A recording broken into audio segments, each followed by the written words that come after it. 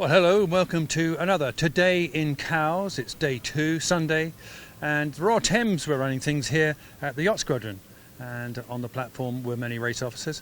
Out on the water, though, was Matt Sheehan. Matt, windy old day, and tide was a big thing today, wasn't it? Absolutely, yes. The breeze was up. The forecast was always for that breeze to be more. It was forecast to be over 20 knots, and it was certainly all of that at times.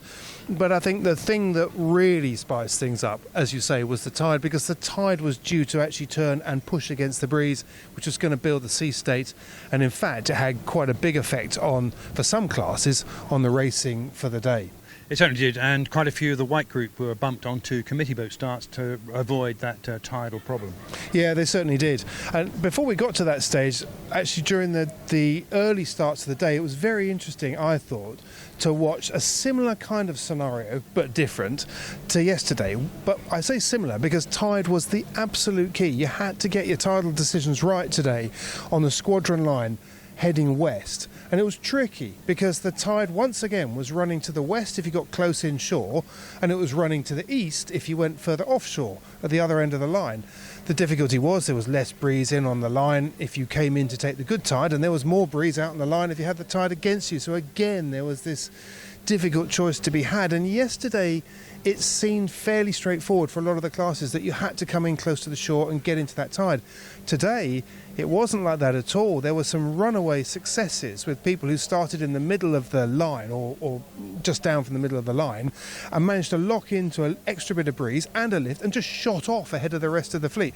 So it was another tricky old day, and of course it played such an important part in how their races played out later on, because if you could get a jump on the rest of the fleet and then turn around the top mark and go down with the tide, you just launched off the horizon. So we saw quite a few classes today where the leaders really were quite a long way ahead of the rest of the fleet.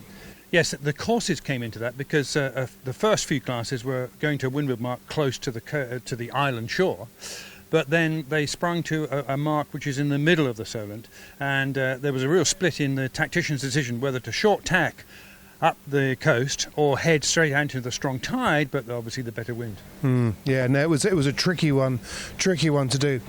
The other thing that was tricky was for the race committee what to do with the smaller classes, because as that tide was building more and more in the later bit of the morning, it was getting stronger and stronger and pushing into a breeze that was also increasing, and the sea state was forecast to be really quite unpleasant certainly for the smaller boats, the day boats that have got lower freeboard and the rest of it. So the race committee, I think quite wisely, made the decision to make a big change and actually send some of those classes further down to the east and have them start over there.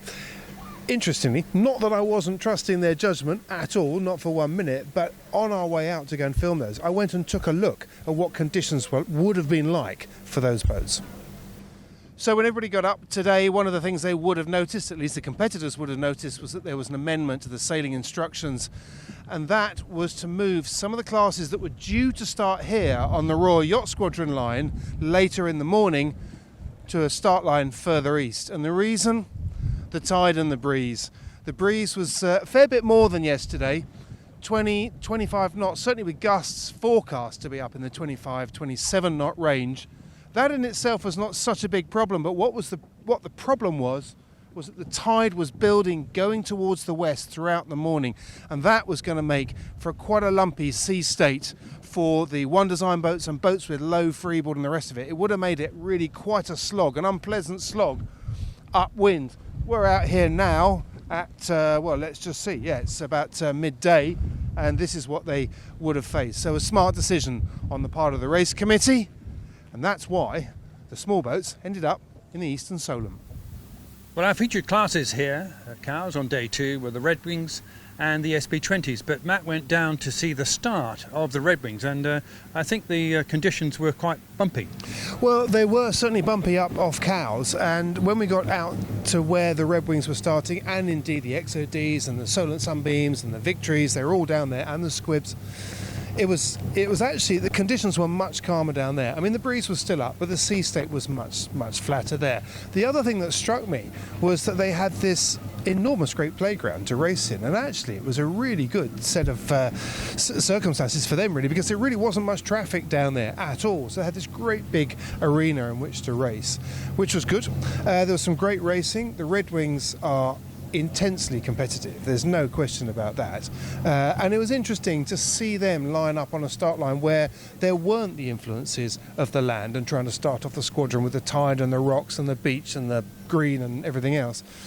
And you see them for what they are, and they are a very, very closely fought fleet, and very intense fleet, and some great racing in there. But not everyone in the Red Wing fleet was having such a good day. The decision to move some of the white group classes to the Eastern Solent was a very good one.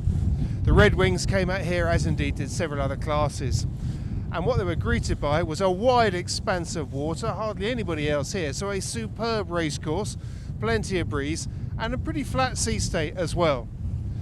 It couldn't really get much better for the Red Wings. What a great class they are. Well, Matt actually managed to catch up with the chap that came third in Harlequin in the Red Wings, and that's Matt Alexander. Matt, so it looks like you had quite a good day out there in the Red Wings. Tell us how you got on. We did. We had a fantastic day. There was quite a lot of wind today, quite lumpy. The race committee took us down to the Eastern Solent, which was kind of them because we had a little bit flatter water there. So we were 26 boats on the start line. On a committee boat, and we got on quite well. Yeah, we ended up third today, which was fine for us, and very close racing around the front of the fleet. Yeah, it certainly looked it off the start line. Everybody was bang on the start line. That was, I mean, you mentioned about it being a kind decision, but actually it looked like you had a fantastic playground basically out in the Eastern Solent. There was no one else out there apart from some other classes. It looked like it doesn't really get much better than that. No, it's fantastic. I mean, this is what Cowes is all about. With beautiful racetrack, lots of windward leeward legs on our course today, which is fantastic for our fleet, and we had a fantastic time. Now, tell me a little bit about the runners and riders in the Red Wing fleet. You got a third today, but it looks like it gets mixed around. No one walks away with this in the Red Wing fleet. No, it's a remarkably difficult fleet to place at the top of. We've got 26 boats here at Cowes, and certainly there are 10 or more boats that are sort of vying for a race win or a podium every day. At the very front of the fleet, we've got Mark Downer, well-known Solent sailor, who's been very successful in Etchells and also in the off-season in the Illusion class at Bembridge, where we come from, which is a fantastic miniature 12-metre that they sail there. He's doing very well after 2 days. James Wilson and his crew in number 30 Quail, multiple winners of Cowes Week.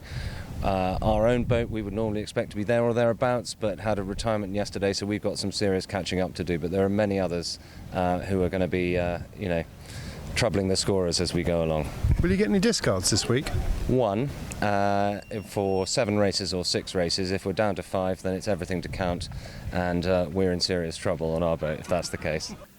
Well, that was the story of the Red Wings, but now let's look at SP20s. They started down here on the Royal Yacht Squadron line. Back to live pictures, 24 seconds to go for the SP20s. Look at them lining up again. We've got the same thing, everyone bunching up close to the committee boat. You just see the yellow mark out the top left going out of shot. That's the pin end, that's the outer distance for the mark. And look at them pushing up. They've got 10 seconds to go. They're going to have to make a call. Slightly mistimed that. 3149. They've had to down a loop, and they're going to do a port tack start at the back of the fleet. Yeah. Individual recall. Can't see with the darkest sails on the front there. Boomerang. Looks like they were over. They're going to go back. Yep, main's off. Away they ease. With the tide against here, it's going to cost you slightly less if you're over in these early starts, because the tide will push you back to the start line, but you still have to turn back into it and beat with everybody else. So ease the sails, ease the gear as the breeze builds, and it should build all the way as they get up towards this corner on the right of picture. There's a little corner there, Egypt Point, and that's where the wind will really funnel round there, and also the tide will really funnel round there, so that will be something as they get up there. Lovely. Look at these two swapping tacks there as they both try and stay closest inshore. It's every time someone takes another nibble in, and look, they only went 3 boat lengths, but they're just trying to stay just inshore of the next boat out there. Because if you end up right on the beach, there's no wind. So if you end up big duck coming down there for 3816, trying to get couldn't get in front of those starboard tackers as they came across. So now they did all that work to get out of the tide, and now they've got to duck and go all the way back out into the tide again. And you'll see them in a second probably take another nibble in to get back out of that adverse tide. Yeah. 3821 coming across on starboard and bouncing a bunch of port tackers off as they go back in. Sports World Racing. Now they're going to be quite driven a few here. of that now. Water, be told. There'll be a lot of screaming as they get up from to here onto the beach there. But quite gusty as we look at them going up the green here. There's lots of trimming, lots of hard work being done by the main sheet people in the middle of the boat, easing the gear every time they get a gust. You really want to keep a consistent angle of heel, the boat leaning over. This is tight racing, isn't it? Really tight. Look at it. The port and starboard changing tacks every time. And now as they go to the left of shot, the Maltese boat with the cross in the middle getting pushed off. Look at that gust on the water just at the top of the picture here. Big grey patch. Really for lovely. The lead boat, yes, going to tack onto port. Loads of room for them. And they're doing very well. 3276. Done a really nice job. They tacked here with their bow just in front. Can't quite read the sail number on the most inshore boat there, left of shot. But really nice. They've stayed ahead, so they are in a controlling position now. 3816 is Tangwilt. And they go back in for even more, getting out of that adverse tide. On starboard. Really pushing it. Are they going to just... Yes, they're going to bounce them. So now they're going to push the fleet in, but the boat that they've forced to tack is going to be able to call water and force them back out again. Well, that was the fairly spectacular start on the squadron line for the SB20s. And Matt, they actually had 3 races today. They did. It was a pretty tough day for them actually out on the water, but certainly from what I could see there were plenty of smiles around, mainly because they had a blistering downwind leg from sort of Bewley area where they went around a top mark there, and they just went slicing off right the way across the Solent. And they were clocking out 15, 16, 17 knots. So they were having a whale of a time. And some good racing. And it's really good to see that class still happening here. Not as big as we had hoped for. I mean, it has been much bigger in the past. But I actually caught up with their fleet captain, Phil Tilley, afterwards and was delighted to hear that actually the class is in very rude health. Generally, I think we've had sort of quite a churn around of people. So as you say, it's 20 years the fleet's been going. So I had a bit of a dip. It's going up again. Really affordable sailing. I think that's the real great thing. We've got some great youths in the boat with Radley College. We've got another sort of Oxford University team. So we've got a lot of new youth coming through, and the boats are really coming on the market at a very affordable price. So I was going to say that must be one of the things that really helps it, because it's been around a long time, lots of boats were built, and you can pick them up quite cheaply. Yeah, I think certainly one of the guys here picked a boat up, I think for about £4,000, did some work on it, and very competitive yesterday with it. So I mean the boat price second-hand market ranges from, let's say, £4,000 or £5,000 up to £8,000, and it's a lot of boat for that sort of money, right? That really is, and it's an international class as well, isn't it? Absolutely, yeah. I mean, we've got the Worlds coming up in September, where we're expecting 80 plus boats there, and really doing really well in Italy, Dubai. Big fleet out there growing. So it's brilliant. Well, that's really good to hear. Well, good luck for the rest of the week, and let's hope for a bit more breeze. Yeah, I don't think we can do with too much more breeze. That was good. Yeah, no, today's breeze will be top end of what we like, but yeah. So, what about other highlights? Well, it was a windy start, and we enjoyed the commentary here, Oscar Mead and I, on the start line. But for me, I think the epitome of it was the Contessa 32 fleet. And Blanco and Andaxi were in a real tacking duel off the start line. Nice port tack starts, and they decided to stick close to the island shore. And at the end of the day, Andaxi managed to beat Blanco just about.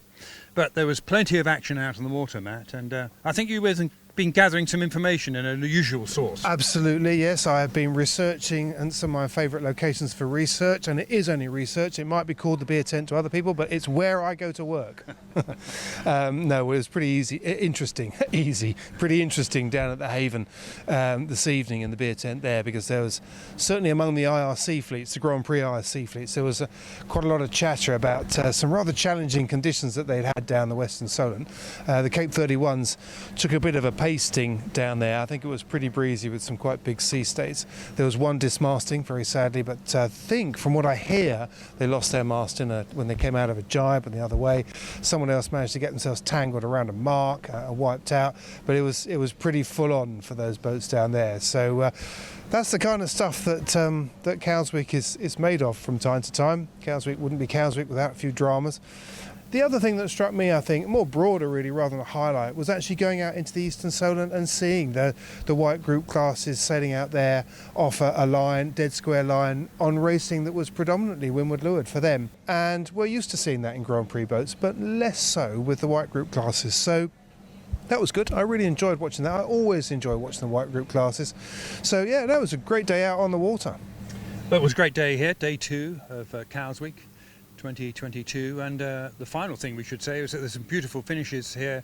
The classic Cows finish of all the spinnakers coming up to the gun, and the spectators walking around the shore, jumping out their skins when a gun goes off. It's always quite a laugh for us.